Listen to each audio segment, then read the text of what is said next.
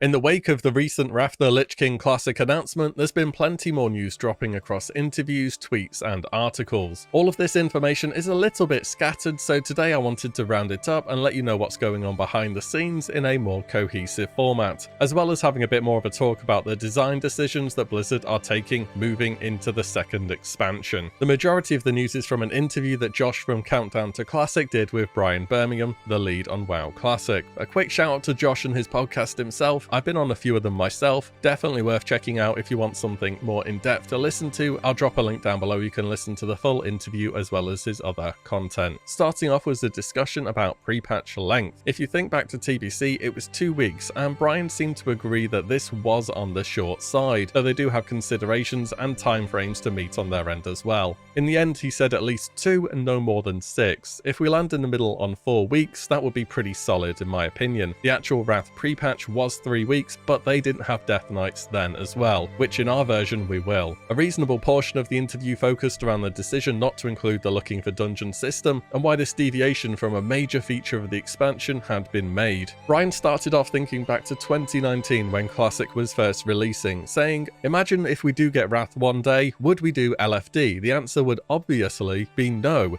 and that was very much the community opinion at the time. Everybody was mega no changes back then. There was, if you remember, a classic LFG add-on briefly, which the community shot down super fast, and Blizzard went so far as to block it from the game. Here's the blue post that I found, and I've never seen so many upvotes on a blue post either. They say, "After careful examination, we believe the nature of classic LFG is incompatible with our social design for classic, and people love them for it." Brian also remarks the developers don't like the auto-grouping or teleportation aspects of the Wrath LFG tool, and are currently iterating on the existing LFG system to improve it. He also tweets mentioning, "I doubt we'll change our minds on the automatic dungeon finder, though feedback is very much still on the table at this point in time." So I'm going to try and get across my thoughts on it. First of all, it's bad news for players on smaller servers or those who are a faction minority. Classic has no cross-server or faction play, and people essentially have to transfer to a handful of big servers to get access to a big pool of players. A further level 70 boost as well as DKs starting at 55 with no prior requirements will both compound together to make the already scarce dungeon leveling experience much worse. Though I will say 2 things about more people wanting to level. They are considering targeting mage boosting as changes for Wrath, and Blizzard have also confirmed there will not be paid faction or race changes in Wrath. We can get more onto this point later, but this will cause people to begin to level alts even at this early stage if they do intend to swap main, want to min-max for PvE or PvP or whatever else. All of the same, I think the LFD has pretty much no downsides for leveling content at all in my opinion. Even if it were just same server, it would be nice. But imagine if you get to level 80 and then you get the LFD taken away from you and have to manually search. That's not going to be a good feeling either. If temporary power systems in retail have taught one lesson, it's don't take toys away for no reason. I think the classic player base has very much evolved from 2019 to now. The hardline no changes fans are very few and far between, and honestly, I'm not sure how you can still say no changes with a straight face seeing what's happened over the years. Many things have changed and it's been for the better. I think this is catering to a side of the player base which just doesn't really exist anymore. Is there a middle ground between automatic grouping whilst things staying on your server? Maybe there is. I don't even know if teleporting to dungeons or cross-server is the problem with the current system, so much as it just being annoying. You know what it's like, spamming a macro to find people, then you have to edit the macro, then you get a whisper from half a dozen DPS and you feel bad if you don't answer yes or no to all of them, rather than just playing the game and having a group assemble passively. You have to actively be looking for others when you are doing it. It's probably very complicated though, but what if you listed a group and you could put in what other roles, classes, specs or gear score you're searching for, and when a player lists themselves that meets those requirements, they are automatically invited to your group. You could say just looking for DPS with this gear score, and as soon as somebody meets that, they are invited. You could say looking for DPS plate with this gear score, and it'll search across DPS warriors, DKs or rets, or mage with this gear score, or even mage frost with this gear score. Does all of this make sense at all? Saying that, I think every other group will be rogue looking for 2 caster DPS heal and a tank probably. You gotta have that loot priority, don't you? Just an idea. I feel this would have been done in retail by now though for Mythic Plus if it was going to be a thing. All the same, you get some degree of choice in what class you play with, it's same server,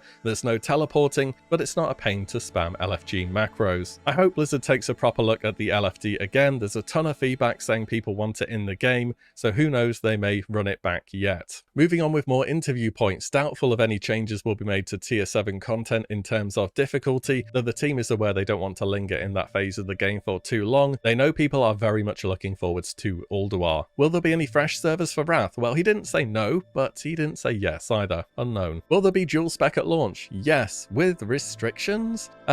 So here's the tweet. He says, dual spec though, possibly with some restrictions on when you can switch it. We're nervous about the way it disincentivizes hybrid specs, but not enough to cut the feature entirely. So I just want to say here, I kind of see where the LFD angle comes from in changing that, but for dual spec, you really don't want to touch it at all. People have been asking for this since, well, midway through Classic, to be honest. As for myself, having raided on expansions with dual spec or just free respecs whenever, I would always respec between bosses and even on trash. In Ulduar during BFA, I go Demonology on trash because my cooldowns were up and I enjoyed the spec, but on bosses I go back to playing Destro because it was just a better choice overall. As for the gold sync argument, it's 1k gold, that's 20 respecs. If you did want to respec again on that, it still caps out at 50 gold, so it's just an absolute non-starter argument. I think this is an area of the game where it's best to stick how it was, have it in the pre-patch, make it 1k gold, allow you to swap whenever, don't change this part of the game. I don't think there's any benefits to be gained here. We have confirmed 3.3.5 class balancing. If you really needed to hear it, there you go. Other things are still to be determined as per usual, such as professions. No disenchanting option in dungeons for Wrath Classic. Brian says originally the reasoning was you couldn't trade loot to players on other realms in the LFD, so this provided another choice to do something with an item. Regardless of what happens with the LFD, this is probably going to be the play in earlier patches, or enchanting materials are going to be really cheap. I think it's okay to give them a bit more of a value for a while. Achievements will only be on your character, not account-wide, just as it was. The team are aware of winter grasp issues on servers with one dominant faction. If you can't win the battle, you can't do Vault of Archivon, and that's just not much good, is it? The barbershop options were elaborated upon, saying gender change will be an in-game pay with gold service, just like changing your hair. We're also going to allow facial recustomization. More options to play with, and it's free instead of a paid service. Sounds good to me. No faction or race change, though they're possibly adding name changes. He says race and faction change are not planned for Wrath the Lich King Classic. Well, that's a deviation from the original game, that's for sure. About name changes, he says, I believe we are adding a name change. I don't have an exact timeline handy, but I remember it being on the list of things to add, probably with a cooldown similar to realm transfers to avoid people abusing it, to avoid social consequences of their bad behavior. We also had an IGN article where it said that we're also looking at some adjustments to the raiding and lockout systems, so players don't feel obligated to run 4 versions of the same raid per week to optimize their characters. 4 versions of the same raid refers to it exactly and only Trial of the Crusader. Not surprised if it would be changed. I can't believe people are throwing up an argument that you don't have to do it to optimize your character. You didn't have to get well buffs either, and we saw how that ended up. It's just not good design. I'd be happy to see it gone. Overall, I would say fairly good news at this early stage. Just 2 things stand out. Leave dual spec as it is. Trust me, if there is an official announcement where you say you're restricting it, the backlash will be huge. As for the LFG, I want to see what you'll create, what you have planned for it, but if you're unable to create something that skips spamming in general chat, I'd rather just have the full-on Wrath of the Lich King version at that point. And that's everything from me today. Let me know your thoughts on all of the announcements, and as always, thank you all so much for watching and listening in. I'll see you all in the next one very soon.